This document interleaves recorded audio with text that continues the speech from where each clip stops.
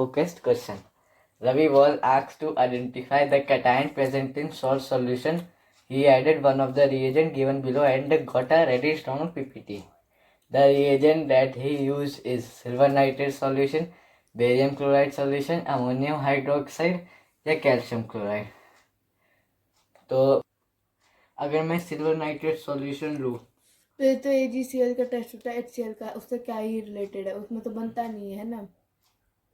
ना ही barium chloride में बनता है, वो उसका SO4 माइनस का टेस्ट है. और कैल्शियम क्लोराइड हमने कभी सीखा नहीं, तो एक ही ऑप्शन बनता है. Ammonium hydroxide. बात है.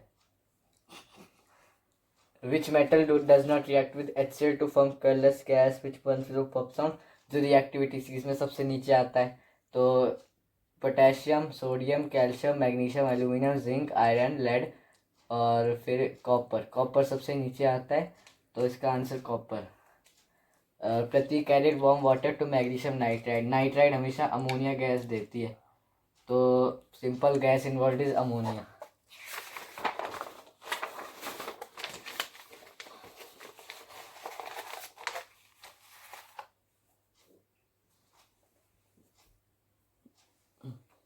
Which of the following statement about ethane is true? Ethane यानी कि सिंगल कोवलेंट बॉन्ड. इथेन यानी कि सिंगल कोवलेंट बॉन्ड. अच्छा, which of the following statement of ethane is false? It is a saturated hydrocarbon. True है. क्यों true है? क्योंकि जो सिंगल कोवलेंट बॉन्ड होते हैं वो सैचुरेटेड हाइड्रोकार्बन फॉर्म करते हैं, और जो डबल और ट्रिपल होते हैं वो अनसैचुरेटेड हाइड्रोकार्बन होते हैं. अंडरगो सब्स्टिट्यूशन, हाँ ये भी सही. Gas at ordinary temperature, true. Triple bond नहीं करता, सिंगल कोवलेंट बॉन्ड कंटेन करता है इथेन, तो D option. Thermixture mixture is used to weld the broken ends of the iron grinders. This mixture consists of ferric oxide and aluminum powder. When heated, produces molten iron. In this reaction, aluminum powder acts as a reducing agent. ये metallurgy से लिया है. एल्यूमिनोथर्मी में बताया गया है कि alumina एक रिड्यूसिंग एजेंट होता है. अगला क्वेश्चन डायग्राम दिया है. Electrolysis of acidulated water. ये PYQ में बहुत पूछा गया है. Acidulated water, there reaction occurring at anode.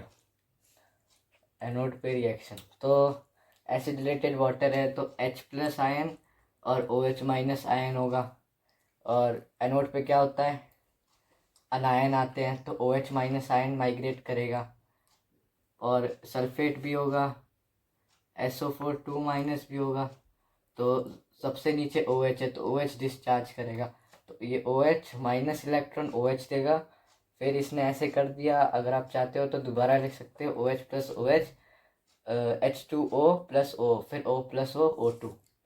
वही है. Group number. With reference to the portion of the periodic table given here, identify the element having largest atomic size. Identify the element having largest atomic size. Atomic size किसका ज़्यादा है? हमें पता है कि group में एटॉमिक साइज इंक्रीज करता है, तो कोई ग्रुप का ही एलिमेंट होगा. अगर मैं लिथियम, फिर hydrogen, helium, lithium, beryllium, boron, carbon, hydrogen, helium, lithium, beryllium, boron, carbon, nitrogen, oxygen, fluorine, neon. तो पीरियड में जो सबसे नीचे होगा उसका सबसे कम होगा एटॉमिक साइज, तो सबसे ऊपर जो होगा उसका होगा. तो पीरियड में देख लो, hydrogen, helium, lithium, beryllium, boron, carbon, तो के तो सबसे नीचे आता है 20 वाले नंबर पे. एल का कोई कुछ है नहीं. एल इधर, एल तो ये है. इनर्ट गैस का, हम इनर्ट गैस में एटॉमिक साइज होता नहीं है. तो बचा क्या? बी. अच्छा, ये बी और ये एल है, तो down the group atomic size increases, तो सबसे ज़्यादा किसका होगा? बी का होगा. क्योंकि ऑप्शन में Li दिया है, बी दिया है, के दिया है. के नहीं हो सकता क्योंकि ये सबसे नीचे नहीं है, क्योंकि बी भी है नीचे और एल भी है. इनर्ट गैस का होता नहीं, तो आंसर बी. फिर the picture given shows an apparatus that a teacher used for demonstrating the properties of ionic substance. The teacher heat simple sample of lead bromide in crucible which contains 2 electrodes. The bulb does not light up. What is the explanation? The circuit is incomplete. Complete है, तार जुड़े हुए हैं। Molten lead bromide does not conduct electricity, false है। Molten lead bromide conduct करता है electricity. The sample of lead bromide was not heated up to the melting point by the teacher, हाँ ये हो सकता है आंसर। और DC power supply was set up correctly, ये तो इलेक्ट्रोप्लेटिंग में यूज होता है डीसी, तो इसका कोई काम नहीं है। तो सी वाला ऑप्शन सही है, क्योंकि 3, अगर आप बुक में देखोगे तो 380 डिग्री सेल्सियस रिक्वायर होता है above heating molten lead bromide को। तो इसको इतनी हीट नहीं मिली होगी जिसकी वजह से बल्ब लाइट अप नहीं हो रहा है। 380 380 डिग्री सेल्सियस ऐसे। फिर element Y is in group 2A of the periodic table. Y reacts with element Q to form ionic compound, यानी मेटल है और नॉन मेटल, तो ionic compound बना। Which equation shows the process that take place when Y form an ion? तो Y form ion, कि Y ion कैसे बना होगा। आयन बोला है तो पॉजिटिव भी हो सकता है, नेगेटिव भी हो सकता है, पर इसने बोला है कि ये Y react with element group 2।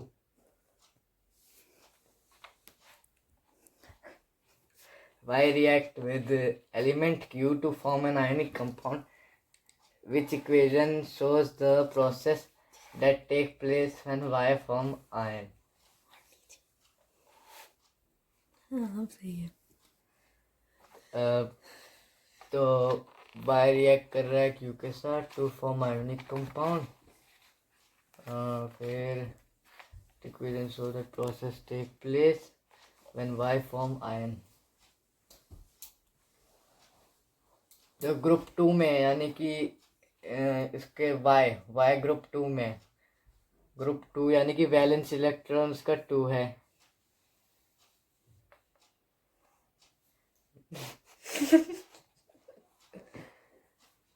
Y group 2 में यानी कि इसका वैलेंस इलेक्ट्रॉन 2 है, तो सब में दिख रहा है कि वो 2 इलेक्ट्रॉन या तो गेन करेगा या तो लूज करेगा। पर क्या बनने के लिए,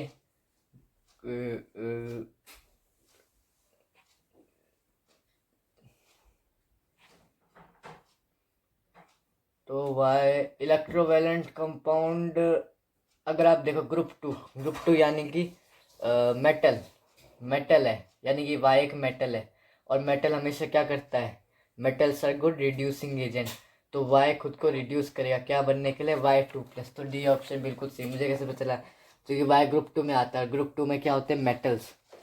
ग्रुप 17 में नॉन मेटल्स होते हैं, ग्रुप 2 तक मेटल्स, ग्रुप 2 में मेटल होते हैं। तो metal are good reducing agent, तो वो Y रिड्यूस करेगा 2 इलेक्ट्रॉन और वो क्या बन जाएगा 2+। क्लियर हो गया। फिर which arrow indicate the movement of silver ion, the electrolyte and the electrons in external circuit.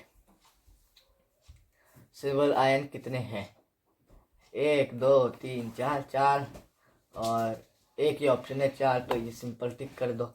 फिर बोला relative atomic mass of nitrogen is 14 and that of hydrogen is 1। This means that dash of nitrogen has the same mass as dash of hydrogen, यानी mole concept का है। Relative atomic मास दे दिया 17, यानी कि this mean that, नहीं 14 और nitrogen का atomic mass होता है 14, तो यानी कि this mean that atom of nitrogen has the mass as 7, ठीक है। इस वर्ड। फिर अगला आते हैं, हाँ clear. A student reacts copper turnings with gold dilute HNO3, यानी कि NO बाहर निकलेगा। अगर आप कंसनट्रेटेड HNO3 लेते तो NO2 बाहर निकलता। अगर हम कंसनट्रेटेड HNO3 लेते तो NO2 बाहर निकलता, पर मैं डाइल्यूट लिया तो NO, तो what is the name of gas, NO बाहर निकलेगा। एक ही ऑप्शन है NO का, तो सिंपल, क्यों टाइम वेस्ट करना, सीधे NO को टिक कर दो। Which element forms a stable ion with the electronic configuration same as argon. Argon यानी कि इनर्ट गैस, तो कोई इनर्ट गैस तो मुझे यहाँ दिख नहीं रही। यानी आर्गन में क्या होता है, हाइड्रोजन, हीलियम, लिथियम, वैलेंट, boron, carbon, nitrogen, oxygen, fluorine, neon. Argon argon का एटॉमिक नंबर क्या होता है? चलो, आर्गन कंप्लीट ऑफ एक इनर्ट गैस है तो कंप्लीट ऑक्टेट है, तो कोई ऐसा देखो तो इसका क्या होगा? मैग्नीशियम 282, फ्लोरीन, फ्लोरीन का देखते हैं ये 287, फ्लोरीन का एटॉमिक मास क्या होता है? और सोडियम का होता है 281, और फ्लोरीन का जितना मैं जान helium, methane, beryllium, boron, fluorine, carbon, nitrogen, oxygen, fluorine. अरे बोल दे, मैं कट कर दूंगा। 6 7 8 9। नहीं, फ्लोरीन का होता है 2,7, और वो है ना आर्गन का है 2,7। तो कौन सबसे ज्यादा ऑक्टेट बना सकता है? क्लोरीन, साफ साफ दिखाई दे रहा है 2,7। अब इसमें और इसमें दिक्कत क्या है, क्योंकि इसमें 2 है और इसमें 1 है, तो हम ये बात 287। फिर the diagram below represent the molecule of organic compound, what is the name of the compound. ये वाइट है कार्बन, और ये ऑक्सीजन, और ये हाइड्रोजन। ये कितने कार्बन? 1 2 3 4, 4 यानी कि मीथेन, मिथ, इथ, प्रोप, बट हो गया 4, और बट और हाइड्रोजन लगे वो तो देख लेंगे, और ऑक्सीजन और हाइड्रोजन, ये OH लगा है, OH यानी कि अल्कोहल, तो ब्यूटेनॉल, ब्यूटेनॉल। ई हट गया क्योंकि दो दो दो वोवल एक साथ नहीं रह सकते, ई और ओ, इनमें से कोई एक ही रहता, तो हमने ई को काट दिया और ब्यूटेनॉल आ गया। अगर आपको उसकी वीडियो चाहिए तो बताना, मुझे तो पता है कोई देखेगा नहीं वीडियो को। ठीक।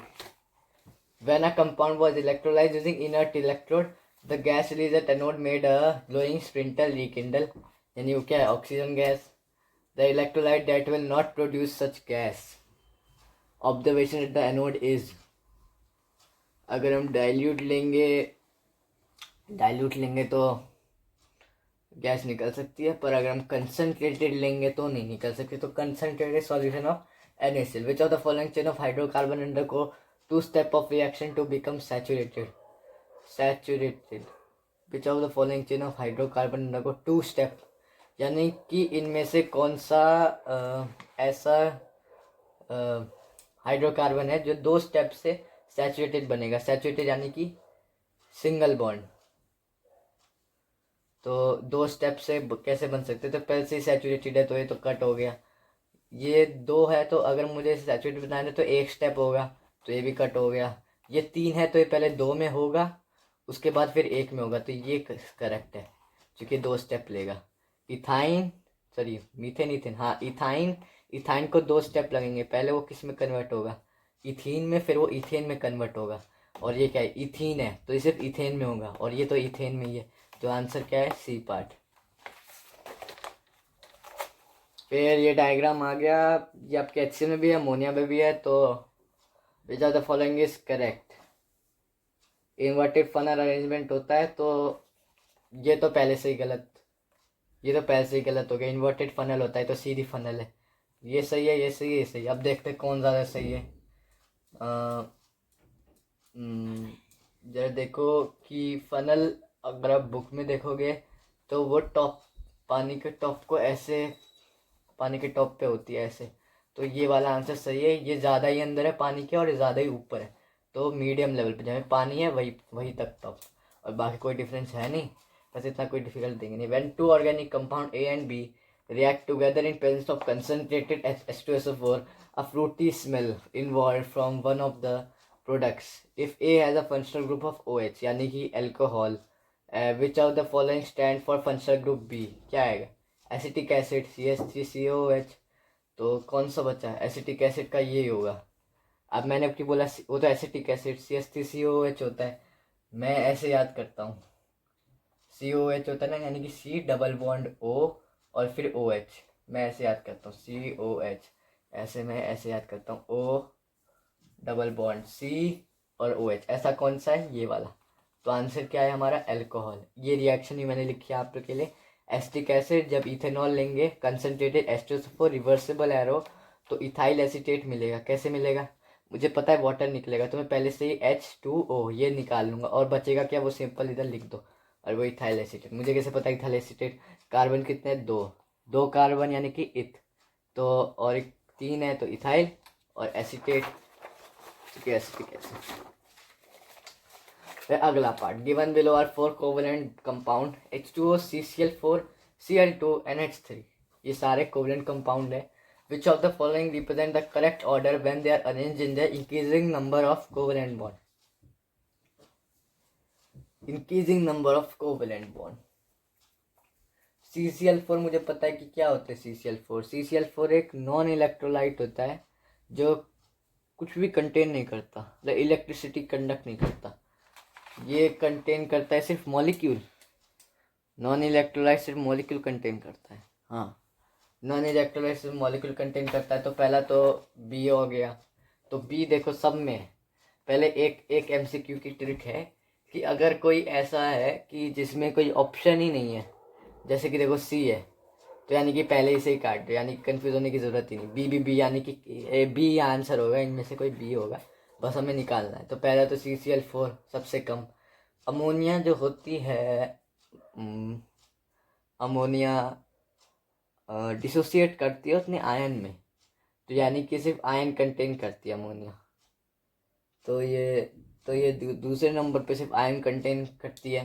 फिर H2O भी आयन ही करता है, पर अमोनिया बेस होता है, H2 वाटर है, तो डी ऑप्शन सही है। The electrolytic cell use for electrolysis of molten lead bromide is made up of silica. Which are the following property of silica that is the reason for not having significance in the process of electrolysis? Hard and strong. Hard and, अब ये हमारी book में, Selina मेरी book है, उसके अंदर इसका कोई रीज़न नहीं दे रखा, पर मैंने पहले से फर्स्ट टर्म में इसको सॉल्व कर लिया था, तो हार्ड एंड स्ट्रॉन्ग लिखा है इसके आंसर में, चेक कर सकते हो। पर जो हमारी बुक में हार्ड एंड स्ट्रॉन्ग की कोई बात नहीं कर रखी, तो ये आउट ऑफ सिलेबस कह सकते हो आप। वैसे अपनी बुक में चेक कर लो, मेरी बुक में तो कहीं भी नहीं था hard and strong. Non conductor of electricity का गिव रीज़न दे रखा है, by crucible made of silica is used, उसमें है विथस्टैंड हाई टेम्परेचर, नहीं, तो हार्ड एंड स्ट्रॉन्ग इसका आंसर था, पर बुक में नहीं दे रखा, तो आउट ऑफ सिलेबस है। A distinctive reaction that take place when ethanol is treated with acetic acid in the presence of concentrated sulfuric acid to give a fruity smell. P, the reaction का esterification, ये true है। The reaction is called hydration, ये false है। तो कौन सा सही है, only P। The pH of the soil is tested and for the better growth of crop slightly alkaline, alkaline मतलब कि 7 से ज़्यादा, यानी कि वो 7 से ज़्यादा है। Which ion in the fertilizer will increase the alkalinity of the soil? alkalinity of the soil, कौन सा आयन जो होगा वो इंक्रीज करेगा एल्कनिटी? हाइड्रोनियम आयन यानी कि एसिड, या हाइड्रोक्सिल आयन यानी कि बेस। एल्कनिटी का मतलब बेस होता है ना, एल्कनिटी का मतलब बेस होता है, तो कौन सा आयन ज़्यादा यूज होगा एल्कनिटी ऑफ द सॉइल में? तो बेस ही यूज होगा, तो हाइड्रोक्सिल आयन ही यूज होगा। ये आपको पीएच के यूज में मिल जाएगा। Ramu makes a detailed study on the electronegativity formation. The larger the electronegativity difference between combining ion, the more ionic will form. If the electronegativity difference is negligible, covalent bond will form. So which of the following values refer to covalent bond? P 3.0 and 3.0, Q 0.9 and 3.0। अगर आप ऊपर के statement पढ़ोगे तो लिखा है larger the electronegativity difference between the combining atom the more ionic it will form. तो ये बोल रहा है अगर electronegative in negligible covalent bond will form.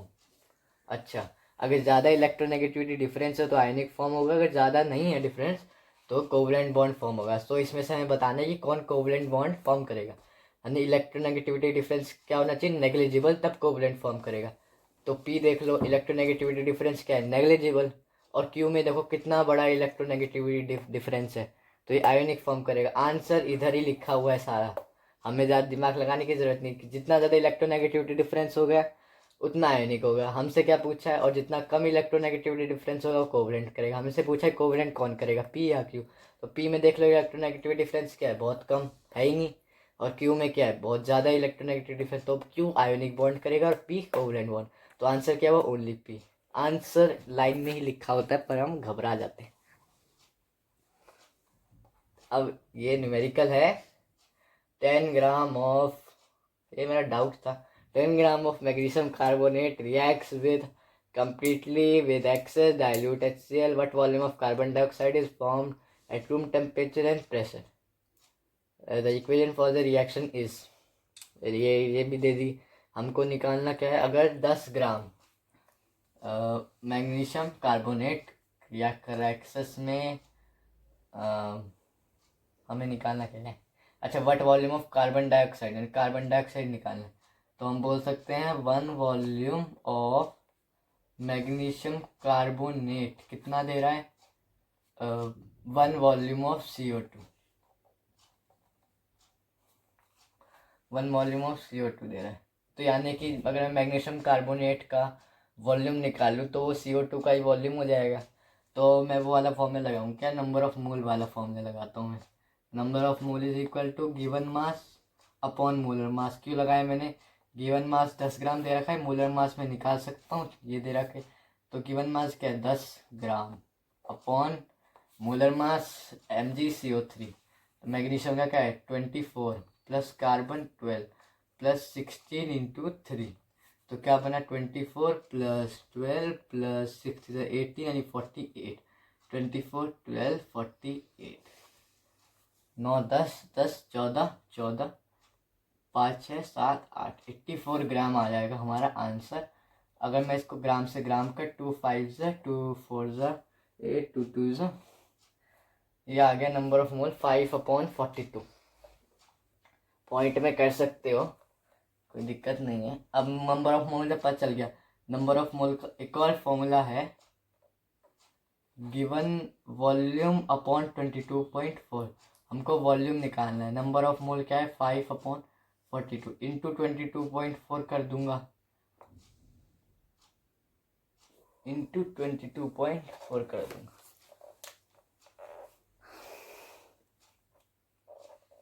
एक मिनट को, ये अपॉन 1 था यानी कि ये नीचे आ जाएगा, यानी 1/22.4 है होगा equal to given volume. Given volume ये हो जाएगा। तो अगर मैं इसे काटूं तो ये ऊपर चला जाएगा 10, तो 2 5 2 1 1 2 और बहुत लेंदी हो गया। मैं 5 से अगर पॉइंट में ले आऊँ, 5 1 5 8 40 5 4 20 5 1 सही सही, ये 22.4 ऊपर ही होगा। 5 इंटू 22.4 ये आ जाएगा 10। तो 5 1 5 2 2 से मैं इसको काट दूँ तो 1 1 2 2 5 10 2 6 2 2 2 1 और 7 8 9 10 11। अब मैं अगर पॉइंट में निकालूँ 21 डिवाइड बाई 56, 21 इंटू 2 कितना हो गया 42 और 21 इंटू 3 63। तो 63 नहीं ले सकते, 2 लूँगा, कितना आ गया 21 इंटू 2 42। तो ये 4 नहीं, ये तो सिंपल रहेगा, तो 5 4 4 और 1.0। अगर मैं 6 लूँ, अब मैं चालाकी करूँगा, मैं देखूँगा कि पहले किससे जा सकता है। अगर मैं 8 लूँ 21 इंटू 8 कितना हो गया 16 168, तो नहीं हो सकता, 6 ले सकता हूँ। हाँ 6 मैं 21 के 6 से 12 तो 12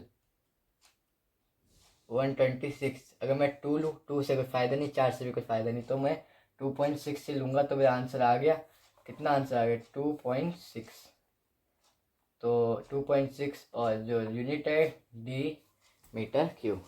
दोबारा देख लो मैंने कैसे करा। मैंने 1 वॉल्यूम ऑफ मैग्नीशियम कार्बोनेट किसके बराबर है, 1 वॉल्यूम ऑफ कार्बन डाइऑक्साइड 10 ग्राम में दे रखा था, गिवन मास दे रखा है, मोलर मास मैंने निकाल लिया 84।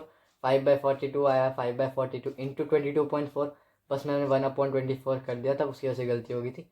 वरना आपको समझ तो मैंने 22.4 से डिवाइड करा आपके सामने 2.6। वैसे तो इसके आगे भी है पर इसे ऐसे ही छोड़। अब क्वेश्चन में जितना बोला है उसने, ये तो MCQ है तो टाइम वेस्ट नहीं करा। ऐसे क्वेश्चन MCQ में नहीं आते। Which of the following could have done to copper plate a pen to change DC into AC to change the electrolyte from copper sulfate। DC into AC कभी होता नहीं है, इलेक्ट्रोप्लेटिंग में हमेशा हम DC करंट यूज़ करते हैं तो AC में चेंज नहीं करते हम, चेंज करते हैं इलेक्ट्रोलाइट। कभी हमने बुक में ऐसा नहीं पढ़ा कि कॉपर सल्फेट कोबाल्ट सल्फेट में करें। Connect the pen to negative electrode, ये हो सकता है। To induce a higher current, अच्छा the diagram wrong to attempt to electroplate. अच्छा इनमें से हम क्या कर सकते हैं ताकि हम इलेक्ट्रोप्लेट कर सके कॉपर को। इंड्यूस हाई करंट हो सकता है। Connect the pen to electric negative, तो डायग्राम देखें तो पेन नेगेटिव पे कनेक्ट होना चाहिए, पॉजिटिव पे नहीं होना चाहिए। पॉजिटिव पे अगर आप हमारे बुक के डायग्राम पे देखोगे तो पॉजिटिव पे हमेशा आर्टिकल टू भी इलेक्ट्रोप्लेटेड होता है। तो वो क्या होगा, आर्टिकल टू भी इलेक्ट्रोप्लेटेड। तो कॉपर होना चाहिए पॉजिटिव पर और पेन होना चाहिए नेगेटिव पर, तो इसलिए सी ऑप्शन सही। During the extraction of aluminium by Heroult's process the carbon rods are replace continuously because, इसका रीज़न ये है कि एनोड पे ऑक्सीजन गेट्स ऑक्सीडाइज और वो फॉर्म होती रहती है। तो ये तो पाउडर कोक का फन सेट minimise the heat loss by radiation, it enhances the mobility of ion, the carbon anode is consume, it lowers the fusion point. इनमें से कोई अप्रोप्रिएट लग रहा है तो सी पार्ट लग रहा है, कार्बन एनोड इज कंज्यूम। तो ये कार्बन पे ऑक्सीजन फॉर्म होता रहता है तो कार्बन एनोड कंज्यूम हो जाता है। फिर विच of the following observation correctly shows the action of indicator of sodium hydroxide solution. अच्छा सोडियम हाइड्रोक्साइड यानी क्या है, हाइड्रोक्साइड यानी बेस। बेस को अगर मैं मिथाइल ऑरेंज में रखूँ तो ऑरेंज से क्या होता है, येलो में। दो ऑप्शन सी है, पी और आर। और फिनोफ्थलीन में रखूँ तो कलरलेस हो जाता है एसिड में। पी की बात कर रहा हूँ, और फिनोफ्थलीन कलरलेस कब होता है, तब एसिड। पर हम क्या ले रहे हैं, बेस। तो बेस में क्या होता है, कलरलेस से पिंक हो जाता है। C part is correct. कैसे पता चल, दोबारा बताता हूँ। सोडियम हाइड्रोक्साइड एक बेस है, तो बेस को जब मिथाइल ऑरेंज में रखेंगे तो ऑरेंज टू येलो रहेगा। पर इसमें फिनोफ्थलीन कलरलेस, कलरलेस तब होता है तब हम एसिड में रखते हैं। पर सोडियम हाइड्रोक्साइड तो बेस है तो कलरलेस नहीं होगा, कलरलेस टू पिंक होगा जो बेस है। तो answer. When electrolysis of molten lead bromide is carried out, the product formed on the respective electrodes are Pb2+, यानी कैथोड पे क्या आएगा, लेड आयन, और एनोड पे क्या आएगा, ब्रोमीन वेपर गैस। तो रिडक्शन NCR और पावर से याद रखूँगा। तो नेगेटिव पे क्या आएगा, लेड, और पॉजिटिव पे क्या आएगा, ब्रोमीन। तो ये आंसर सही है, ए पार्ट। अब अगला क्वेश्चन, बहुत सारे क्वेश्चन है। ये वाला क्वेश्चन इम्पोर्टेंट है। The following are structure diagram, क्योंकि ये स्पेसिमेन में भी है। हाँ ये स्पेसिमेन में भी है और एक इसमें भी है, कॉम्पिटेंसी में, जितना मुझे याद है। The following are structure diagram of certain hydrocarbon which two structure are related to each other. तो पहले तो जब भी हमने जितना भी ऑर्गेनिक कंपाउंड पढ़ा है, जितना हमारे सिलेबस में है, उसमें हमने देखा है कि जो सेम होते हैं ज़्यादातर आइसोमर ऑफ ब्यूटेन और पेंटेन होता है। तो अगर हम इनमें से देख ले कितने हैं, 3 है। ब्यूटेन में क्या होता है, मैं बना के दिखा देता हूँ। पहला होता है ब्यूटेन, आइसोमर ऑफ ब्यूटेन बनाने हो तो 3 4, और ये H H H H H और ये H और ये H और ये H, ये बन गया ब्यूटेन पहला। इसे हम कहते हैं एन ब्यूटेन। दूसरा होता है कि 3 कर देते हैं और 1 को नीचे डाल देते हैं। 3 बस बैलेंस कर दो, एंड राइटिंग में ही घटिया है। ये हो जाएगा 2 मिथाइल प्रोपेन, 2 मिथाइल प्रोपेन। और अगला होता है सी, अगला 2 को ऊपर कर देते हैं। नहीं, आइसोमर ऑफ ब्यूटेन तो यही है, 2 ही है। आइसोमर ऑफ ब्यूटेन 2 ही है, पेंटेन 3 है। पेंटेन के पहले देखते हैं, अगर ब्यूटेन से काम हो जाता है तो फिर आंसर निकल जाएगा, अगर पेंटेन चाहिए तो दोबारा बना दूंगा। वैसे 2 ही होता है आइसोमर ऑफ ब्यूटेन, ये होता है एन ब्यूटेन, ये होता है आइसोब्यूटेन, प्लस का साइन आइसोब्यूटेन, और ये हो जाएगा 2 मिथाइल प्रोपेन, सिंगल बॉन्ड एन आएगा। अब देखते हैं कि देखो ये और ये बिल्कुल सेम, यानी आइसोमर ऑफ ब्यूटेन है। अब अगला देख लो, ये 3 है 4, यही गलत है, गलत कैसे हो सकता है, हो ही नहीं सकता ये। और ये क्या 3 4 यानी ब्यूटेन, तो 2 तो सेम हो गए। मैं क्या बता, 2 स्ट्रक्चर जो रिलेटेड है, क्या है ए और सी, आइसोमर ऑफ ब्यूटेन। मेरे हिसाब से आपको समझ में आ गया होगा। अगर ऐसा कोई एग्जाम में आए क्वेश्चन तो घबराना नहीं है, आपको पता होना चाहिए कि आइसोमर ऑफ ब्यूटेन और पेंटेन में से कोई होगा, ऐसे तब दे दे तो दोनों बना दो रफ कॉलम में जैसे मैंने बनाया, और फिर देखो कि सिमिलर है क्या कोई। तो ए और सी थे, क्या पता पेपर में इन्होंने स्पेसिमेन और कॉम्पिटेंसी में आइसोमर ऑफ ब्यूटेन दिया है, तो क्या पता पेपर में आइसोमर ऑफ पेंटेन दे दे, you never know. Chemical bonding का question, the electronic configuration of X2,8,6 it gains y electron in its valence shell to attain the nearest noble gas configuration and gets converted into an ion Z. X Y Z क्या होंगे? तो X तो पहले देख लो, 2,8,6 यानी कि 16, 16 क्या हो गया, सल्फर, तो यानी X क्या है, सल्फर। 16 एटॉमिक नंबर क्या होता है, सल्फर, तो पहला ही पता चल गया क्या है, सल्फर। अब ऑप्शन में देख लो, सल्फर एक ही है, सल्फर एक ही है, तो एक्स, तो यही ऑप्शन करेक्ट हो गया। अब वाई में देखते हैं, वाई इलेक्ट्रॉन क्या कर रहा है, गेन।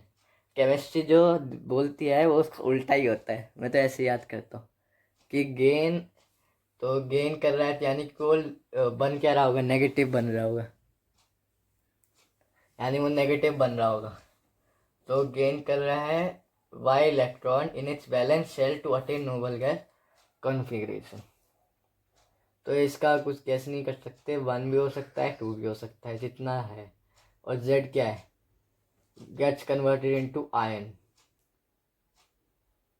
अच्छा वो जेड में कन्वर्ट हो गया, आयन में कन्वर्ट हो गया, तो इलेक्ट्रोनेगेटिव, इलेक्ट्रोपॉजिटिव ज़्यादा हमने पढ़ा नहीं है तो इलेक्ट्रोनेगेटिव हुए, तुक्का कह सकते हैं, पर ऐसा ही है कि ज़्यादातर क्वेश्चन इलेक्ट्रोनेगेटिव के आते हैं, तो इलेक्ट्रोनेगेटिव तो 2 मिल गए, सल्फर और इलेक्ट्रोनेगेटिव, तो बचा गया, अरे हाँ याद आ गया X2,8,6 नियरेस्ट नोबल गैस बनानी है, तो क्या करेगा, गेन करेगा कितने इलेक्ट्रॉन, 2 इलेक्ट्रॉन, सिंपल, तो 2 ही होगा, मैं ही भूल गया 2,8,6 है, सल्फर है, X सल्फर, Y क्या करेगा, कितने इलेक्ट्रॉन गेन करेगा, 2 इलेक्ट्रॉन गेन करेगा, कंप्लीट ऑक्टाइड, तो 2, आंसर पहले ही मिल गया।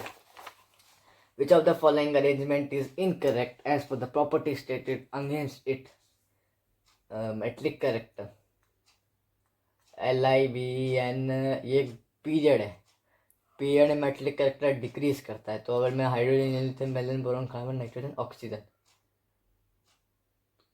तो अगर हम पर बताया नहीं कि मेट्रिक कैरेक्टर इंक्रीज में डिक्रीज में, वैसे डिक्रीज ही करता है, तो ये तो सही है पहला वाला, क्योंकि जो सबसे नीचे होगा, सबसे नीचे क्या है, ऑक्सीजन, तो उसको सबसे कम मिलना चाहिए, तो वो मिल रहा है, ठीक है। इलेक्ट्रॉन गेन इंथैल्पी, ये है ग्रुप 17, ग्रुप 17 है ये, हेलोजन फैमिली। इलेक्ट्रॉन तो ग्रुप में क्या होता है, डिक्रीज होती है, इलेक्ट्रॉन गेन एंथैल्पी, बेसिकली ये आयनाइजेशन पोटेंशियल ही है, तो डिक्रीज करती है। तो अगर मैं करूँ फालतू तो सबसे ज़्यादा इलेक्ट्रॉन गेन एंथैल्पी, तो 200 से नीचे कौन सा कम होगा, सबसे नीचे क्या है, आई सबसे नीचे है, तो उसका सबसे कम होगी इलेक्ट्रॉन इंथैल्पी, पर एक गेन में है तो सही है, आई को सबसे कम मिलना चाहिए, तो मिल रहा है। O2F Mg2 plus N ionic radii, मान के चलो मुझे पता नहीं, अगर तो मैं इसको लीव करता हूँ, फिर मैं अगले पे जाता हूँ, अगला से गलत हुआ तो मैं इस पे कर दूंगा। नंबर ऑफ शेल IBrClF, यानी ये क्या है, ग्रुप 17, और नंबर ऑफ शेल क्या करते हैं, इंक्रीज, यानी कि सबसे ज़्यादा किसका होना चाहिए, आई का होना चाहिए, क्योंकि क्या होता है, ग्रुप 17 क्या होता है,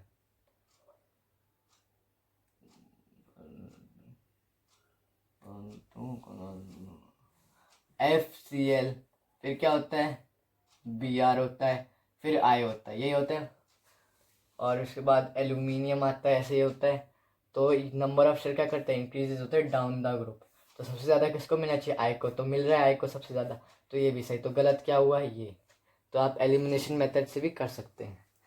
बेकिंग सोडा याद रखिए, सोडियम बाइकार्बोनेट होता है यानी NaHCO3 होता है। One NA2 vinegar involves a gas. Baking soda carbonate है तो कार्बन डाइऑक्साइड रिलीज करेगा। Which of the following is true, it turns lime water milky, हाँ कार्बन डाइऑक्साइड होता है। एक्सचेंजेस बर्निंग स्पिंटर, हाँ। It acts as a non metallic oxide और it has pungent odour. Pungent odour तो गलत हो गया, क्योंकि जो ये न्यूट्रल टू लिटमस होती है कार्बन डाइऑक्साइड, तो उसका कोई है ही नहीं pungent odour, neutral to litmus है। वो होता तो सही होता। It acts as non metallic oxide, तो आपको ये बताना चाहिए non metallic oxide are acidic in nature, और कार्बन डाइऑक्साइड क्या है, एक एसिडिक गैस, तो ये थर्ड भी सही है। और metallic oxide basic in nature, non metallic oxide are acidic in nature, तो नॉन मेटलिक ऑक्साइड नहीं एसिडिक यानी कार्बन डाइऑक्साइड है, तो 1 2 3 is correct. Non metallic oxide acidic. The statement below show the result when 3-step PQ are placed in blue copper sulfate solution. P solution turns green. PQ place है copper sulphate solution में और P turn हो गया green में, ठीक है। Q turn हो गया कलरलेस, R हो गया ब्लू में, यानी R क्या है, बेस होगा, ठीक है। देखते हैं विच of the following metals could be PQR। तो एनालिटिकल केमिस्ट्री, वैसे तो इधर इलेक्ट्रोलिसिस लिखा है, पर अगर मैं इसे थोड़ा इजी कर दूँ तो एनालिटिकल केमिस्ट्री में इसको आपको बहुत अच्छी तरह पता चल जाएगा। जो ग्रीन कलर होता है वो आयरन का होता है। कौन सा आयरन, फेरिक नहीं फेरस, फेरस आयरन Fe2+, उसका होता है ग्रीन कलर। पर इधर आयरन सिर्फ एक ही है Fe, वो भी चलेगा। एनालिटिकल में फेरिक का रेडिश ब्राउन होता है, फेरस का डर्टी ग्रीन होता है, तो ग्रीन आयरन, तो यही ऑप्शन सही है, क्योंकि आयरन और किसी में नहीं है।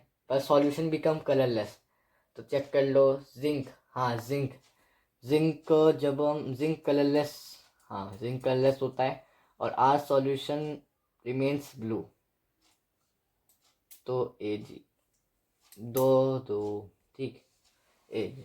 वैसे ऐसे टाइप ऑफ क्वेश्चन, वैसे अगर ऐसे टाइप ऑफ क्वेश्चन है तो आपको देखो कितनी बड़ी हिंट दे रखी है, एक आयरन दे रखा है, उससे आपको पता चल गया कि यही आंसर है। तो इतना दिमाग लगाना नहीं पड़ता केमिस्ट्री में, बस मेमोराइज करना है। स्टडी ऑफ कंपाउंड अमोनिया से लिया है, नहीं अमोनिया मुझे कैसे पता है, अमोनिया N2, इधर अमोनिया लिखा है। Compound X reacts with ammonia in the combustion tube which leaves the residue Y. Identify X and Y as well as property Z of ammonia demonstrated in the reaction. N2 gas निकल रही है, और तो मुझे एक पता है कि क्या होती है, NH3+, पहले तो दोबारा देखो, compound X react with ammonia leaves a residue, ये ammonia as a reducing agent की प्रॉपर्टी है। अगर आप study of compound Selina ammonia वाली बुक खोलो, अमोनिया वाला चैप्टर खोलोगे, तो उसमें है ammonia as a reducing agent, तो ये वाली रिएक्शन है। पर इसमें दिक्कत ये है कि हम PbO ले या CuO ले। PbO लेंगे तो येलो रेसिड्यू निकलेगा, CuO लेंगे तो ब्लैक निकलेगा। पर अगर ध्यान से देखो, अगर मैं अमोनिया प्लस CuO लूँ तो क्या होगा, कॉपर होगा, N2 होगा और वाटर होगा। और अगर मैं अमोनिया प्लस PbO लूँगा तो Pb होगा, N2 होगा और वाटर होगा। CuO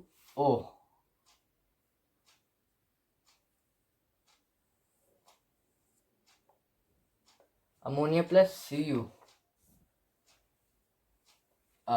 अमोनिया प्लस Cu ये बनेगा CuO, अमोनिया प्लस Pb ये बनेगा PbO, यही होगा, हाँ। तो सही इधर O ही रहेगा और इधर भी PbO रहेगा, इधर नहीं होगा, हाँ मैं पहले ही सही था, मुझे कन्फ्यूजन हो गया था। तो ये जो इसमें क्या है, ब्लैक रेसिड्यू CuO चेंज हो रहा है रेडिश ब्राउन कॉपर मेटल में, रेडिश ब्राउन कॉपर मेटल में। हमें बोला कंपाउंड X और रिएक्ट विद अमोनिया, यानी A के साथ क्या है, copper oxide, leaves the residue Y leaves the residue Y, और क्या रेसिड्यू है कॉपर ऑक्साइड का, कॉपर ऑक्साइड का रेसिड्यू है ब्लैक, CeO का ब्लैक होता है, तो X क्या है CEO और Y क्या है ब्लैक, और कौन सी प्रॉपर्टी, रिड्यूसिंग प्रॉपर्टी। तो ये सही है, अभी मान लेते सही है। अब अगला देखते हैं, compound X react with ammonia, PbO लेते हैं, PbO तो X क्या है PbO, और Y लीव्स रेसिड्यू, तो कौन सा रेसिड्यू लीव करेगा, येलो रेसिड्यू लीव करेगा, और कौन सी प्रॉपर्टी, रिड्यूसिंग, यानी कि PbO और येलो और रिड्यूसिंग। तो PbO येलो ऑक्साइड गलत, CO ये भी गलत, PbO ब्लैक रिड्यूसिंग ये भी गलत। अगर इधर PbO येलो आता तो आंसर सही होता, मैं भी कंफ्यूज हो गया था। तो आंसर क्या, पहला वाला। तो देख लो ऐसे क्वेश्चन होते हैं।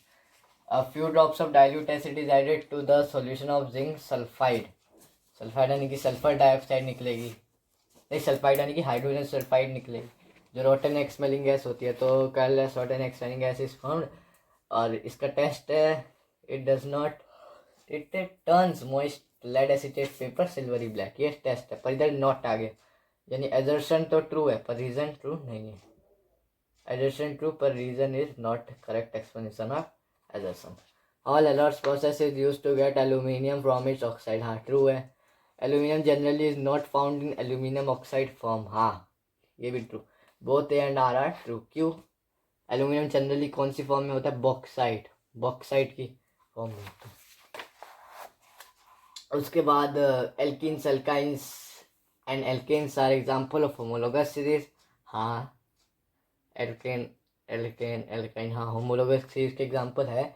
Organic compound of homologous series have similar structure but different chemical property, ये भी सही है, क्योंकि ऑर्गेनिक कंपाउंड होमोलोगस सीरीज में क्या होता है, CH2 ग्रुप का डिफरेंस होता है, CH2 का डिफरेंस, यानी कि अगर मैं मान के चलूँ CH4 है मीथेन, अगर मैं इसमें CH2 ऐड कर दूँ तो क्या बनेगा, C2H6, तो क्या बन गया, इथेन। आया समझ में, तो ये दोनों स्टेटमेंट सही है। मोल कंसेप्ट है, atomic mass of oxygen is 16 AMU, therefore it's gram atomic mass is 16 ग्राम, हाँ ग्राम एटॉमिक मास 16 ग्राम हो गया। Atomic mass of an element expressed in gram is called gram atomic mass, बिल्कुल सही। Atomic mass of an element expressed in gram atomic mass, तो A and R are true and R is the correct explanation of assertion। तो अभी हमने 38 MCQs कर लिए हैं 44 minute में। 38 MCQ इतना बुरा नहीं है, मैंने ज़्यादा ही एक्सप्लेन करा था। जो डिफ़िकल्ट थे उन्हें मैंने ज़्यादा टाइम लगाया, जो इजी थे वो जल्दी जल्दी हो गए, मैंने आंसर लिख रखा है। तो आज की वीडियो के लिए इतना ही। अगली वीडियो मैं अभी शूट करूँगा और अभी बनाऊँगा मैच द फॉलोइंग, फिर हम करेंगे वन वर्ड क्वेश्चन आंसर। तो थैंक यू फॉर वॉचिंग। अच्छी लगी तो कमेंट करना, मन करे तो सब्सक्राइब भी कर लेना।